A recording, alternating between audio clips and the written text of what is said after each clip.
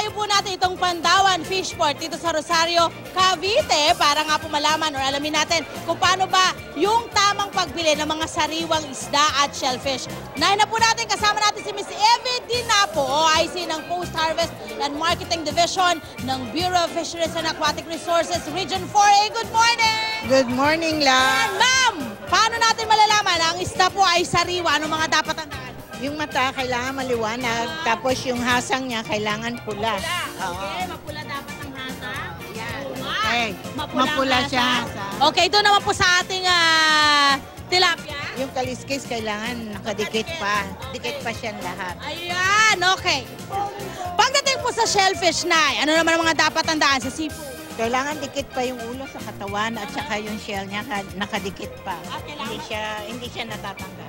Okay. Dito naman sa sa crabs, kailangan matigas yung pindot, matigas. Alimasag natin. Alimasag, kaya matigas. Okay. May mga isda na medyo hindi okay para sa katawan ng ibang tao. Ano-ano po yung mga dapat tandaan ng ating mamimili? Kailangan sariwa pa siya.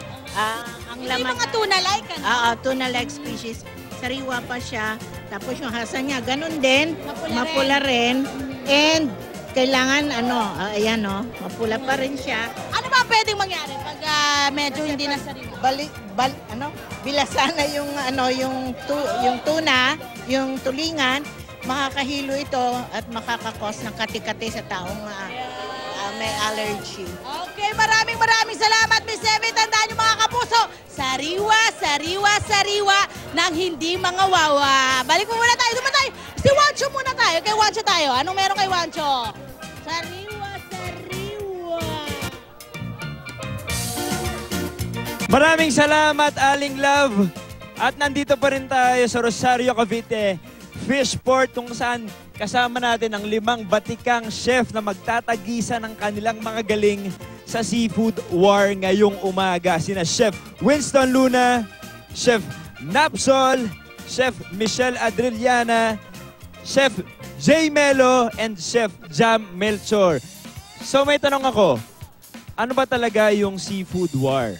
Paano natin gagawin yan? Ano yan? Tagisa ng seafood. Tagisa ng seafood. Seafood. Yun pala yun. Yung makikita na ho natin ngayon kung gaano sila ka-creative, kung gaano sila kagaling pagdating sa paggawa ng mga dish. Ayan. Na kung saan, limitado lang ang mga ingredients na kailangan nilang kunin. Okay? Okay, masarap Oo. yan lang, Sana masarap yan. natin. May nabunot silang seafood. Meron na silang Specific seafood na nabunot kanina, kaninang mga kapuso. mas umaga pa. Oo, correct. So yun ang gagamitin nila for their challenge. Okay, ready na bang ating mga chef? Ready na? Woo! Okay, kailangan ho 30 seconds ang pagkuha ng inyong mga ingredients. 3 lang ho ang pwede niyong kunin. Bawal sumobra. Kung hindi, kukunin namin yung lulutuin. Joke lang. 3 ingredients lang. Yes, 3 ingredients. 3 Ready ingredients. na sila. Ready na? Ready na ba 30 kayo? seconds, Ready? Starts now! Go! Okay, chef. Go, chef! Reveal it.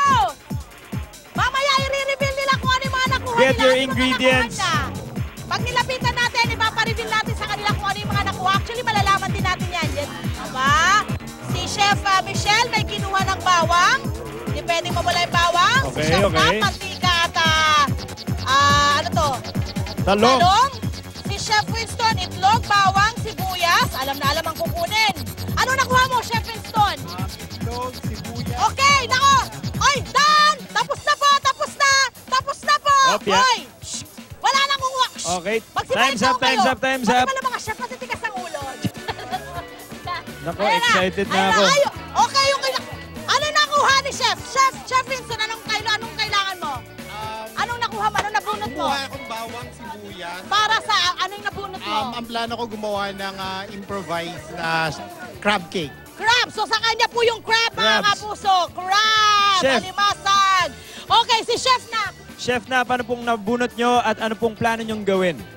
Pusit! Pusit! Ang nakuha ko, puset. So, gagawa ako ng tortang puset. Tortang puset. Tortang pusit! Kaya pala may si mga Chef! itlog. Si Chef Jam! Okay. Kay Chef Jam muna Good luck. tayo. Chef Jam, ikaw, anong nakuha mo? Ikaw kinuha mo Isda. na. Isda! Anong balak mo sa isdang yan? Yan ay yellowfin, ano? Yes. Anong gagawin mo? Siyempre, kinilaw. Kinilaw. Una ko, gusto ko yung kinilaw na yan. Si Chef Si Chef Michelle. Chef Michelle, ano pong nabunot ninyong seafood? Ipon.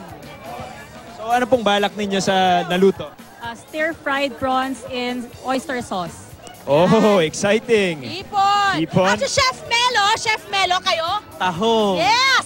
Anong balak mong gawin sa tahong? Bali cabbage roll with tahong. Yarap!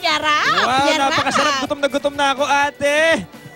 Pwede ba simulan na natin ito? Wala na! Okay, sa Chef Jam, ang kanyang kinuhang ingredients ay 3.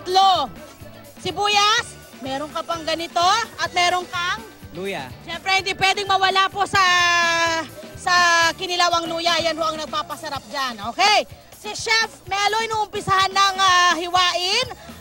Pa Julian, Sispian. Bakit ho kailangan tad-tad ang gusto yung sibuya? Para maghalo yung tahong at saka yung bawang. Bawang.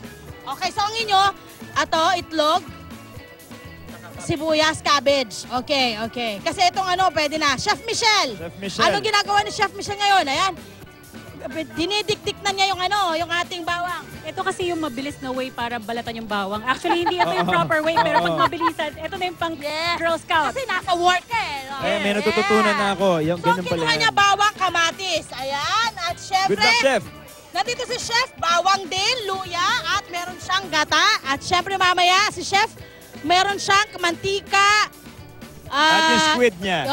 May itlog. Tortang Ayan ho, squid ang mamaya po gagawin yan. po ni Chef. Naku, mamaya mga kapuso, matitikpan na ho natin kung itong mga niluluto niya. Back to studio na muna tayo, okay?